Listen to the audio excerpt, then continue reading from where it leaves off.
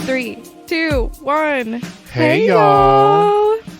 This is Jacob again. And Kelsey. And we are going to be doing the second ever podcast. Oh my gosh. For the St. Joseph Public Library. A lot of stuff happening at the library right now. There's a lot going on just in general in the world. There's always a lot going on in the world. But especially at SJPL. And so we're going to be trying some new things here on the podcast. We're going to be experimenting with how we go about these monthly updates for everybody. Yeah, we're just kind of, we're trying to find a groove, trying to get into things and find out how we like it, don't like it, whatever. Yeah, it's been a lot of fun so far, let me tell you. I know, I look forward to this. We have a lot of fun with it. For sure. There's a lot going on, like we said, at the library. We are still in the midst of the coronavirus pandemic, but things are, yes, boo. It's so unfortunate. But it's getting better. Things are looking up a little bit here in St. Joseph and in the county. Our cases are going down significantly. Yes. So our policy for opening and restrictions and all those sorts of things are based off of the number of cases in town at the time. Right. So as these cases go down, we kind of lift some of the restrictions, and as they go up, more restrictions go into place. Right. So as long as we keep trending downward, we get to provide more stuff, get people back in the doors, back into some programming and things like that. So I'm looking forward to that happening. Yeah, so hopefully it's looking up that we will be open more fully in November, which means we might start having some in-person programming again. Ooh. It really just depends on how things go. You can always check the website or give us a call, and we'll be able to tell you exactly what's going on that day at that time. Yeah, and anybody can call anytime and ask for, a status update of where we're at, what level we're at or whatever as a county, and get some updates. So feel free to get a hold of us. Yeah, so things are a little wild, but they're looking up for us here in St. Joe. So that is always great. And Kelsey has some even greater news than that. Okay, you guys. So during the pandemic, I always tell people, there were some silver linings of the pandemic. I liked being at home for a little bit. Some good things happened. My life slowed down. I didn't have to run back and forth to sports and work and all kinds of stuff. So I got some quality time with my kids. But more importantly, I got quality time with a cat. Yes. You've never had a cat before. I did when I was younger, when I was growing up, as an adult. I have never had my own pet since my husband and I have been married. So I adopted a kitten during the shutdown, and his name is Dale. And this was early on, wasn't it? Yeah, this was I think we adopted him in May 2020. of 2020. Yeah, and so he was a tiny baby. We adopted him from the St. Joseph Animal Shelter here in town. And so I've been living a wonderfully blissful cat life. I love Dale more than anyone on the planet. He's a good cat. He's the greatest cat. He's the funniest cat. His name fits him so well. But my favorite part of Dale is Kelsey likes to send me pictures of him sleeping in a bed, in a doll bed. Yes, he has. My daughters have a doll bunk bed, and he has taken it as his own. And so he switches from the top bunk and the bottom bunk, and it is the funniest thing. And as he gets bigger and fatter, it gets even funnier. So, but I've been begging my husband for another cat. You need two cats. Well, I was they need a friend. Yeah, and Dale is lonely. He's a pandemic cat, so he has some separation anxiety. Yep, everyone's going back to school now, and now you're full time. When you started, yeah, when I was still part time. Right, when I got him, I was part time. I was working nights, so I was home with him all day. So there's always somebody at home with him, and now there's not. So I've been begging my husband for a cat, and he was adamant, we're not getting another cat. We don't need another cat. We're moving right now. Yeah, that's another thing. Lots of changes happening in Kelsey's life. Yeah, just pure chaos all the time. She's building a house. I am. I'm building a house. So we moved into a rental over the weekend, and we'll be in that until the construction is done on my house. But so I had asked for a cat, and my husband was a firm no, absolutely not. And he was a firm no on any cat for a long time. Oh yeah, he's not the biggest fan of Dale. I mean, the love is deep. Yeah, it's It's a troubled relationship. And so firm no on the cat. But yesterday at 7:30 a.m., I was locking the front door to my rental property and we found a kitten. Which is just crazy. The craziest There was thing. just one singular kitten. And he was sitting on my front porch, you guys. Literally like a present.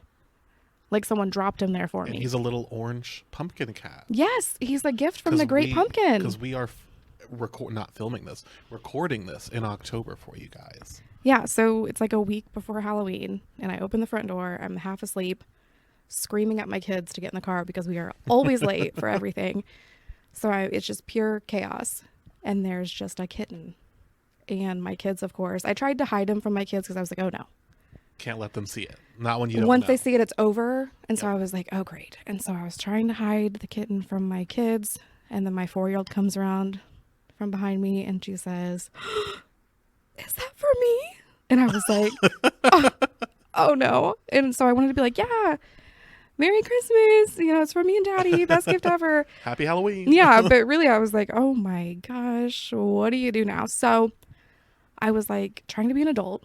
And I was like, okay, guys, you know, we can't have another cat. Your dad doesn't want one. We got to put him outside. So I put the kitten back outside and he just runs inside my house. And I was like, okay, you've chosen me. I've mentally chosen you. It's been cold in the mornings. I know. So the poor little thing was so cold. And so I was like, great. What do I do now? So I chased the cat down and he's just the sweetest little lover. He just rubs up against your legs and purrs all the time. And so I go to put him back outside and he's just following us. And so I'm like, okay, kids, go get in the car. You know, we can't do this. I'm going to take him to the neighbor's house, which really I was like, I got to figure this out, but my kids can't see, you know? And so I go and I get the kids in the car and I'm like, okay, where'd the cat go? And so in my mind, I think, okay, he ran away. Problem solved, whatever. He went home. No, I get in the car. He's in my car. The kitten is just in my car. And so I was like, oh my gosh. So I went and ran inside and my poor husband is in the shower and I'm like, hey, good morning. How's it going? I love you so much. Look what I found. And he's like, get it outside. Get it outside right now, Kelsey. You cannot have a cat. And I was like, okay, whatever. So in my mind, I was like, okay, I can do this. I'm a grown up. He said, no, you know, we have a very good relationship, whatever, healthy, blah, blah, blah. So I'm like, I'm going to listen. You know, we got to be on the same page for everything. Yeah. So I was going to take the cat outside, but I didn't. I went and I hid the cat in my basement bathroom and I just left. I gave it food and water, but I just left the cat in the basement bathroom and I just drove to work. And I texted my husband and I was like, hi, I hope you have a great day at work. By the way, there's a cat in the basement. And he texted me back and he was like, it better be Dale. And I was like, well, spoiler alert, it's not. So he was texting me all morning, like, I'm taking the cat to the shelter, whatever. Well, he went downstairs to take the cat to the shelter and fell in love with it too. So now I have a Once new you look cat. at that cat, it's too adorable. He is the sweetest little baby. It's a little orange boy. He is so sweet too. I just can't get over how sweet he is. He's fluffy. Oh my gosh, he's so cute. And so, yeah, I have a new cat. And it's great. It's beautiful. I did take him to get scanned for a microchip. So he was homeless. He did not have a home, as far as we know. But yeah, we're taking care of him and we love him. He's great.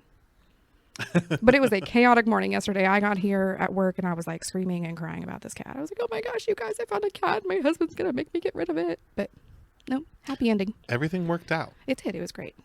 It's that Great Pumpkin miracle. I know. He's a gift from the Great Pumpkin. So great. Okay, so on to some book talk, right? Something library related now? Talk about some books since Okay. we're doing this for the library. Right. I mean, we can't talk about cats the whole time. Cats are important to libraries. Sure. A long history. We love a good cat. Book people, cat people. They go hand in hand all the time. Well, I read a great book. I actually read it like in one sitting yesterday. In one sitting. Yeah, just sat down, read the whole thing, and it was Wow. amazing. I stayed up really late though. But it's called After the Ink Dries. It's by Cassie Gustafson. Gustafson? Gustafson, Gustafson. Sorry, I butchered her name, but I will say this book, it's a young adult book, and I ordered it for the library here, and I saw it on the shelf, and I just had to read it. I've never seen this before, but it has a content warning in the front, so I'm going to read that. But it says, "Dear reader, this book contains material that some may find potentially triggering or traumatizing, including sexual assault and abuse, suicide ideation, self-harm and attempted suicide, bullying, and victim shaming. If you need to take breaks while reading this book, please do. Also, please consult the resource list on page 399 should you feel the need."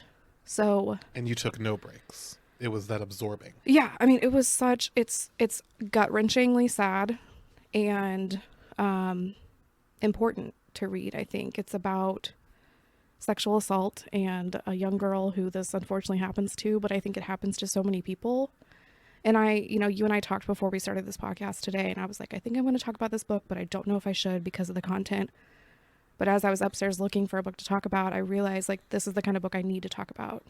And spoiler alert, it's tied into something else we're going to talk about today, which is banned books. Because this kind of content for this age group is something that people can be very sensitive towards. Sure. And I'm sure that the book is sensitive about the topics. It is. And I will say, it is one of the most brutally honest books I've read.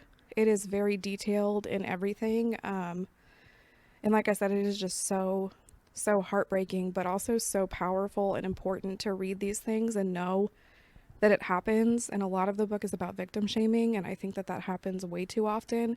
And people are so afraid to speak out about these topics because of victim shaming and, how society kind of shames women and men who are assaulted. And so I think that this is a very important read.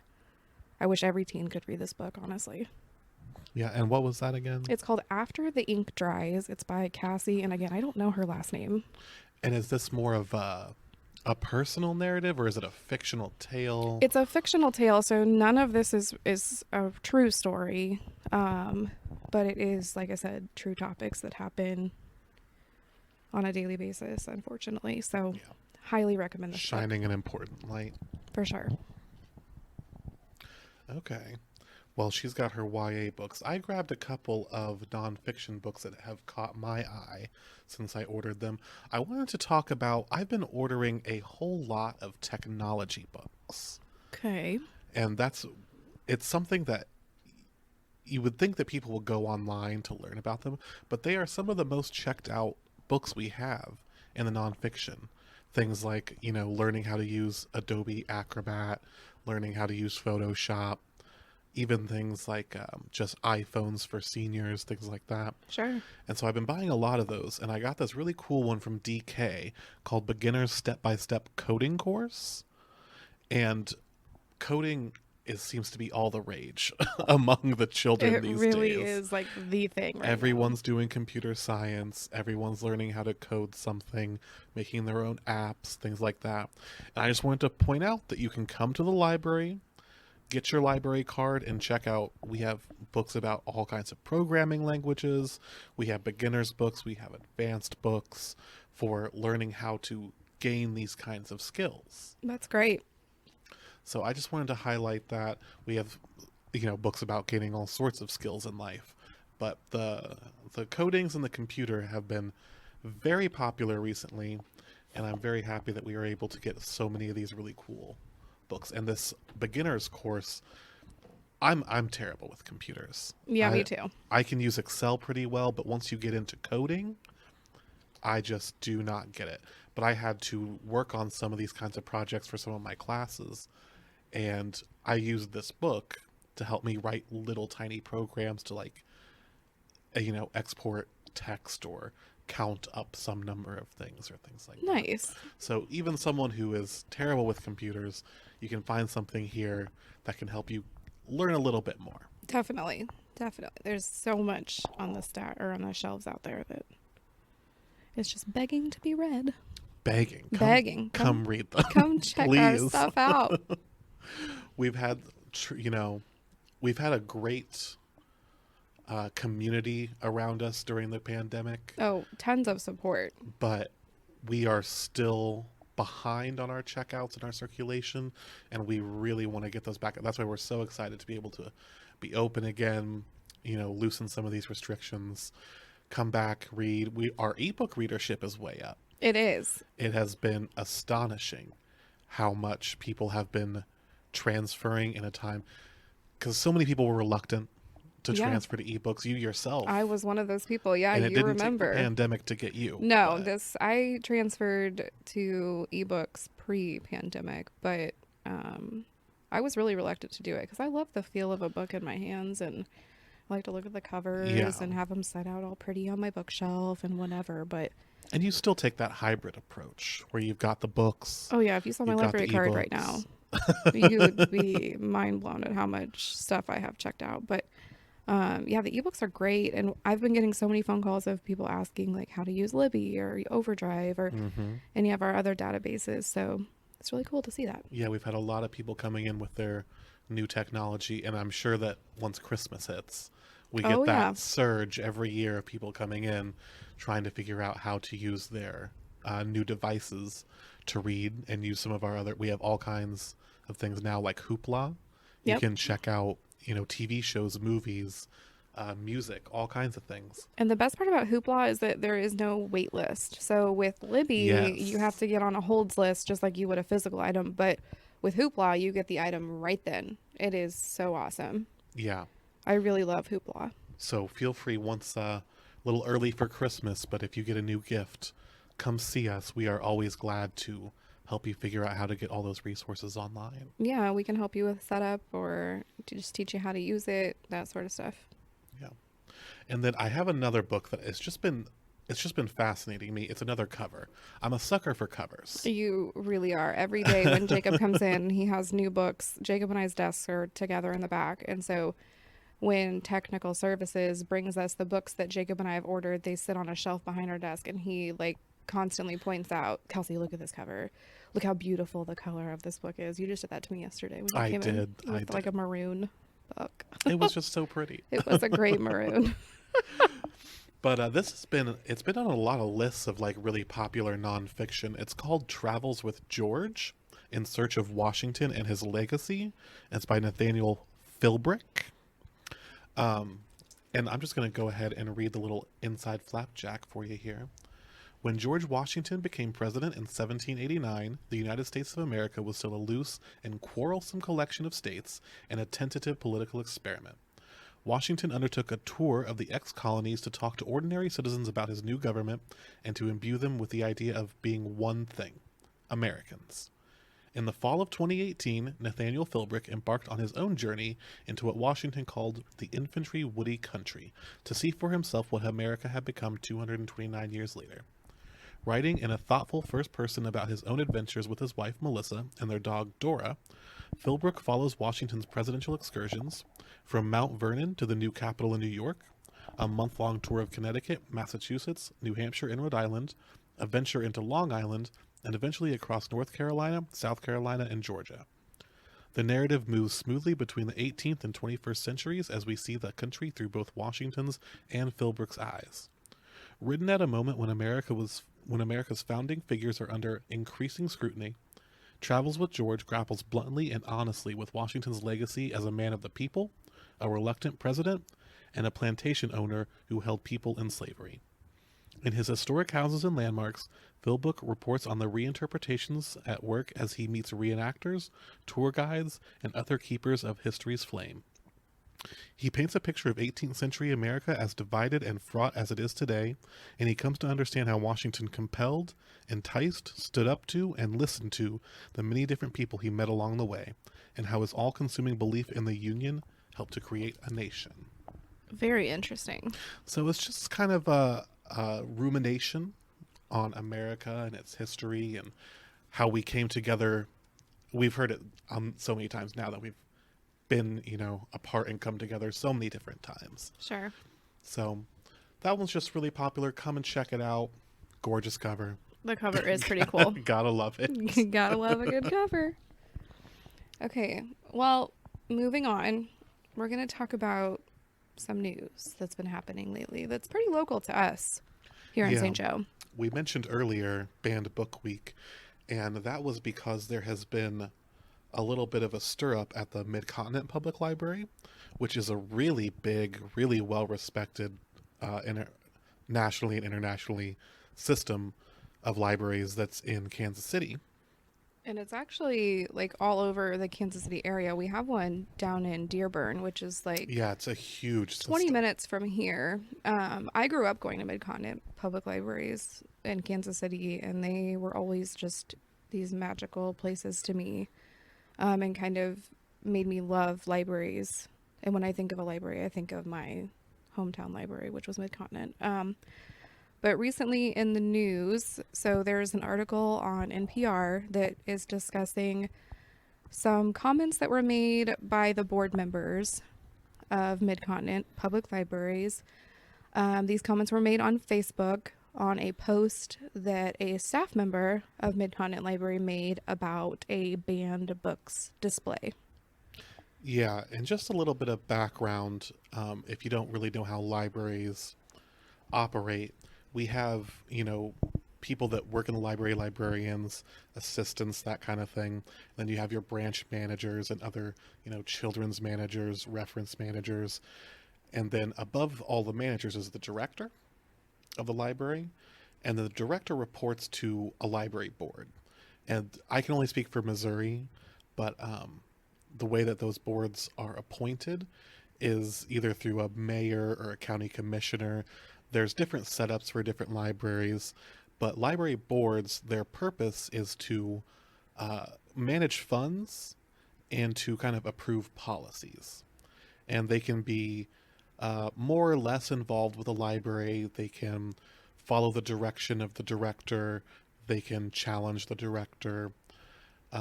They are not political positions.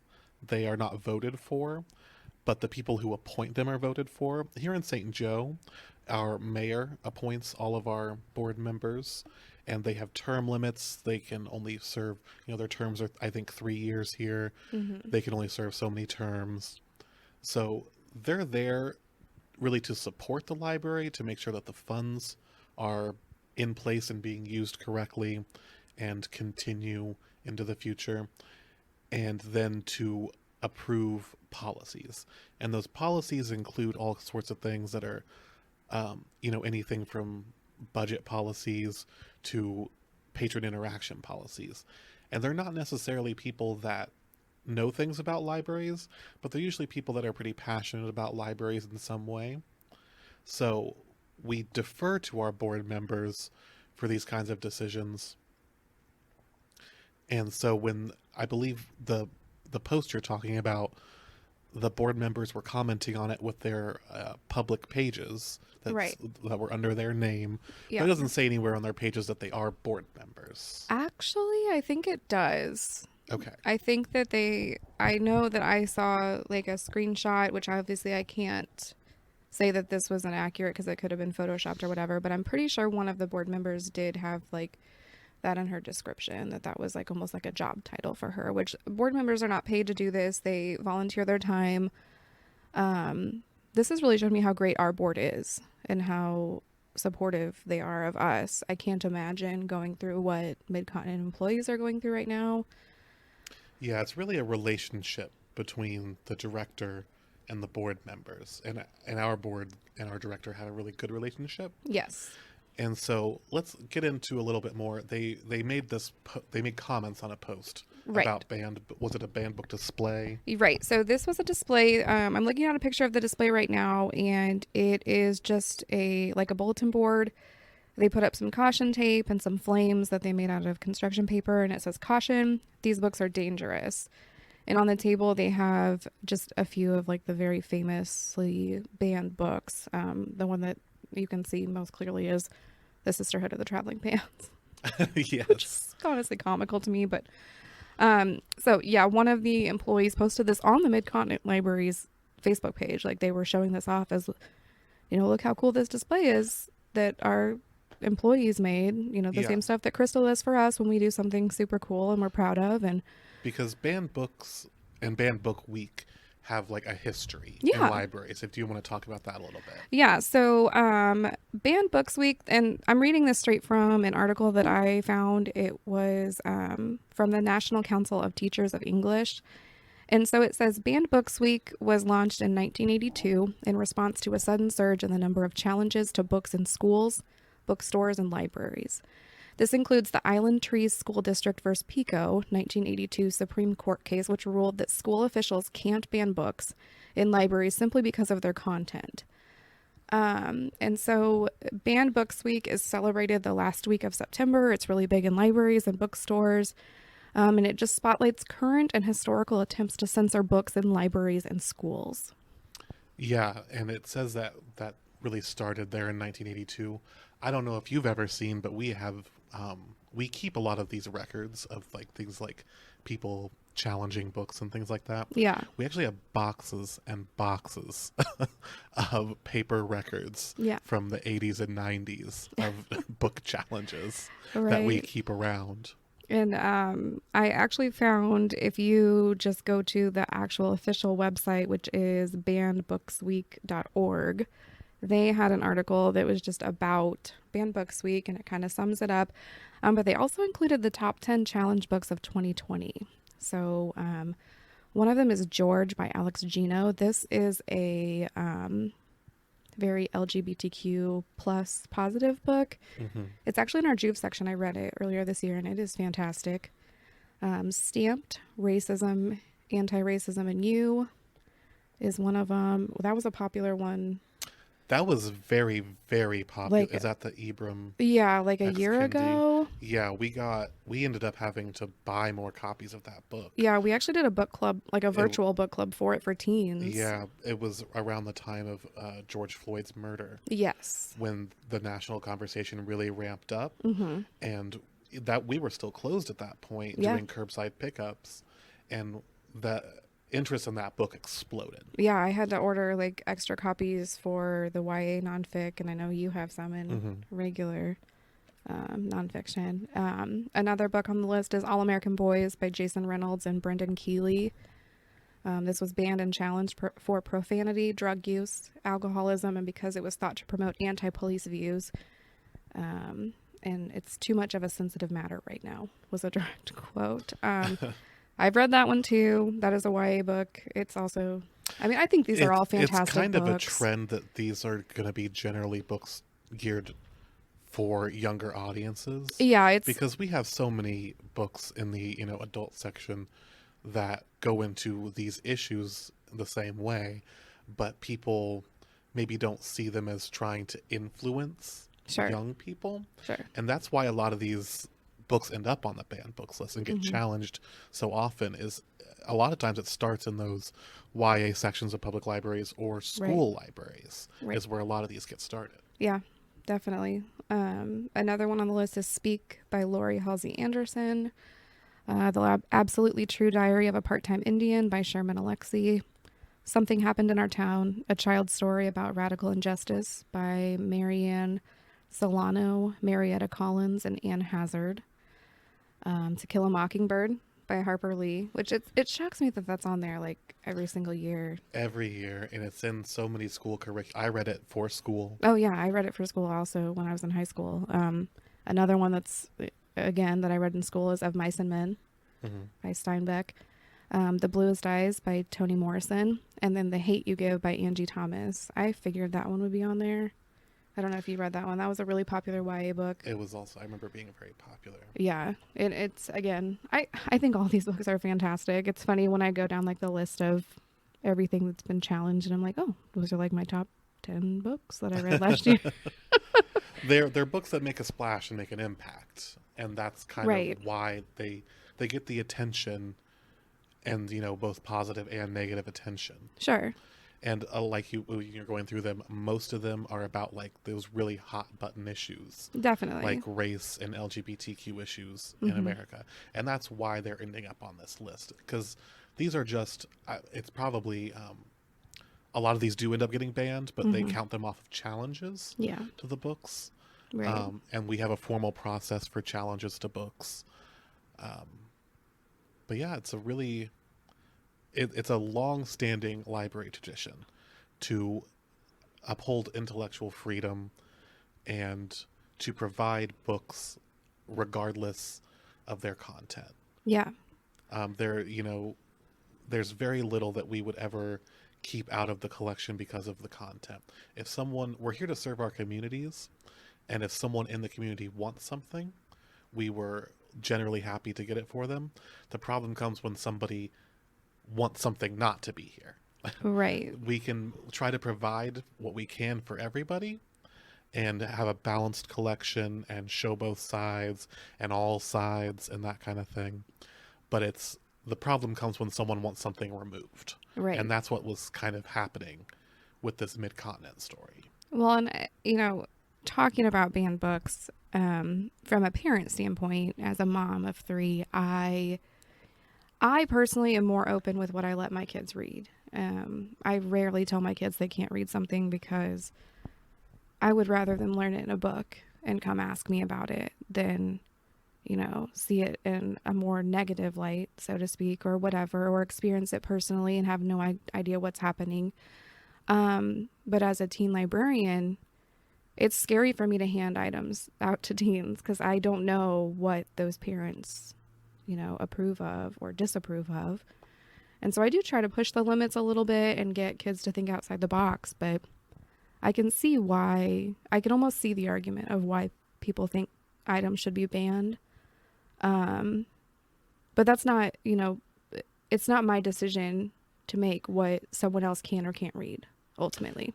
Yeah. That's what that boils down to, is what's right for my kid may not be right for yours, and that's okay. And it's super tough because you're a YA librarian, and that's where a lot of these challenges come in, is for young adults, because there's very few of these where they're saying, an adult person shouldn't be reading this. Right. They're saying that a kid shouldn't be reading this. Right. And so that it is a very scary line to toe with those topics. But like I said, I do what I can, and I have to remember what's right for me isn't always right for them. And I think other people need to remember that too. Yeah. It's about equality here. And so they're having a little bit of a shake-up over at MCPL. Right. If you want to look into that story a little bit more, they are organizing a little bit of an effort to get some board members replaced. And it's not because they have different views. No, that's the important thing. We need to say that again. None of this is because the board members have differing views than the staff members. Yeah. It's about that wanting to remove and censor. And just completely going against what a library stands for. Yeah, because that's kind of our purpose here, is to provide information to people. Right. And if there's information that we're being told we can't provide that goes against the library's, ethics. Right, right. So that's the issue here with these board members that they're having, because we invite people to have different opinions. Always. Libraries love having panels talking about issues from all different sides and getting conversations started. It's when people try to stop those conversations from happening that these issues come up. Right, right. So if this is something that you find yourself passionate about like we are, or you just simply want to look into it, like I said at the beginning, there is an article on NPR. But there is also a change.org petition that was created by a former Mid-Continent Library employee. It's being supported and circulated by current employees. We'll try to put that link in the description of the podcast when we post it. That way you can just get it straight from there. Yeah. So that's happening with the banned book week. And then in some more upbeat news. Yes, switching topics to something happier and good. A big story this last month, it happened at the beginning of October. All of the New York City public libraries are going fine-free. Woohoo! Which is something Love it. We highly support here at St. Joe Public. St. Joe Public Library actually went fine-free in 1989. Which is so crazy to me. I had that's before I was born. Clue. Right. I had no idea until you asked. Yeah, because Mary Beth. And the whole time I've worked here, the whole time I've been checking out books here, I'm from St. Joe. Right. There was never any late fees. And it was just something I didn't think about. And it made me assume that it was a much more common practice Yeah. getting rid of late fees. Right. But we're going to look at this article that was from the ALA, and it says that 92% of public libraries in 2017 were collecting late fees. Which is so crazy to me. I just, yeah, when, what I will say though, I told you this before we started recording today. When I started here and I was told, you know, we don't have any late fees or overdue fees or whatever you want to call them, I was pretty surprised because, like I said, I grew up going to mid-continent libraries and they do have late fees. I probably have a fine on my account there. So, but I don't live there anymore. So I should probably, as a good librarian, sort that out. But, yeah, I always grew up, you know, it was like 10 cents a day or something like that. And like I said, thank goodness we don't have that because my account is always blocked. It's probably blocked right now. Yeah. This article explains it here. The rationale is simple. Fines and fees present a barrier to library use among the communities that need access most.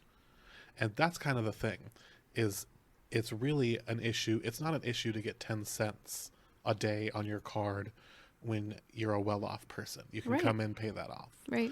But this is for the people that are most vulnerable, being blocked out of library access for those fees. And those are the people who need libraries the most. Yeah. At the end of the day. It says in New York, high-need communities with median household incomes below $50,000, and that's in New York City. Right. Your median household income below $50,000 right. account for 6 times the number of blocked cards because of fines and fees. So it's just something that's difficult for people in precarious situations to keep up with. And if you're not going to pay, if you have all these different bills to pay, why would the library one be your first? Correct. We're not going to come after you. No, we don't have a collections department calling you, and we're not going to mess up your credit score. None of that. But yeah, that's so sad. But I'm so happy that New York Public Libraries are doing this. That's a huge system. It's enormous. So hopefully other Because larger systems. I think 3 systems, the Brooklyn Public Library, the New York Public Library, and the Queens Public Library. That's great. And each of those have, 20 to 40 branches. I can't even imagine. Just in their little bits of New York. I really hope that other libraries see that and follow suit, because this could be, libraries have to be progressive and we have to keep changing and we've got to update our policies. And that's one that I think really needs looked at by a lot of systems. Yeah. And the article points out that the pandemic really shifted a lot of libraries' views on this. Yeah. Because like a lot of other places, we just started waiving fines and fees during the pandemic because of the extraordinary circumstances. And then when they did that, they kind of realized, oh, we can absorb these costs. Yeah. They're usually not a very large part of any library's operatings. Right. And you can easily kind of make them up with different small fundraising efforts. Sure. And to be able to do that to make the library more equitable is just really great. Yeah, I think it's a fantastic move. And like I said, I really hope that other systems, especially those big ones that are in the areas that really need it, I hope they quickly follow suit. Yeah, those high cost of living areas could really use a change in that direction. Definitely. So that's all the news we have for you. The library news anyway. The cat news. Library news, cat news. St. Joe news. So much going on, you guys. So we'll talk a little bit about the programs happening this month. And like we said, it looks like we'll be remaining open for the foreseeable future. Yeah. But things can change very quickly. So if you're ever curious, just look on our website, give us a call. We'll be able to update you, let you know exactly what's going on at the library. Absolutely. We are still offering all kinds of take and make craft kits, virtual book clubs, just virtual programming in general. We got story times. We've got all kinds of stuff happening. If you just check our website online and check out that calendar. Book a Librarian is still happening. You can still get the one-on-one time. Yeah. You can be in a small group, whether we have adult and teen book clubs if you want to hang out with a small group of people. And tons of take and makes. Everyone is, yeah. and they're just getting better, honestly. Honestly, yeah, There's some really cool ones. We've had some really cool ones come through. But something different we are doing for the month of November is 100 Acts of Kindness Challenge. Elizabeth has coordinated this, and it says, join the St. Joseph Public Library in 100 Acts of Kindness Challenge. How quickly can we get to 100 acts of kindness? Come into any of our 4 locations to choose an act from our kindness board, then return it with your initials once the act of kindness is complete. Post on social media with the hashtag Acts of Kindness SJPL to encourage others to participate as well. So I love that. Yeah, and we've always had that little kindness rock garden. Yeah. Out in front of our library branch where they'll paint a stone and, write some affirmation on it. Yeah. And people take them all the time and leave them all the time. It's really sweet, and I just think that this is a great idea. It gets people thinking about others and, focusing on what's important in life right now. But there's also going to be a STEAM take and make kit that kind of goes along with this, so you can register for that on our calendar. Uh-huh. And also happening this month is Celebrate Picture Book Month. And picture books are those ones the big ones for kids that you hold open and read to them. And you can celebrate this all November. Stop by any branch of the St. Joe Public Library and choose from a variety of picture book bundles, or you can give us a call or come in and we'll create you a custom bundle if you have like a theme or something you want to do with your kids. And just be sure to enter their drawing, and we're going to be giving out a classic book and toy set for kids ages 0 to 8. That is super cool. Also happening every Sunday is the Checkers TV reading road trip, full steam ahead. So every Sunday, I think it said a 12-minute video is released on our YouTube page. Yep. And there are just... it's on the Checkers. Oh, that's right. That's right. It's through the website, through our SJPL website. Yeah, that was my mistake. So you can find that on our website, and it's actually sjpl.lib.mo.us/CTV. All 4 branches are going to have printouts and supplies for crafts and activities that go along with the episodes that come out on Sundays. So that's a pretty cool thing. Yeah, that's a new one for the kids. And the last thing I want to talk about is the virtual Among Us game night. It's going to be a little bit different than we usually have. It's going to be run by Josh Swindler downtown. He says, how good are you at figuring out who's sus and who's a normal crewmate? Come test your skills with local teens on our SJPL Teen Discord channel. And it's just a registration required, and they'll send you the link. Perfect. Now, I'm not a gamer, but I hear that kids love this game. I have played this game a few times. Oh, yeah. I forgot. I went through a phase where I played Among Us with my kids quite a bit. I'm awful at it. I'm really, really bad, but it's so fun. It's really fun. Yeah, so if you're a teen looking to get a little bit of game time in, you can do that. Definitely. And that is going to be about it for us today. Like I said, we're going to be kind of experimenting with the podcast, seeing what's going on. We might have a little special episode for you coming up. So exciting. We're going to be doing this kind of episode every month at the beginning of the month. And then we've been thinking about doing some special episodes with special topics or special guests, special picks, special guests for a little mid-month bonus episode. A little pick-me-up. So we will be very happy to see you then, and we'll be back again next month. Bye. Bye.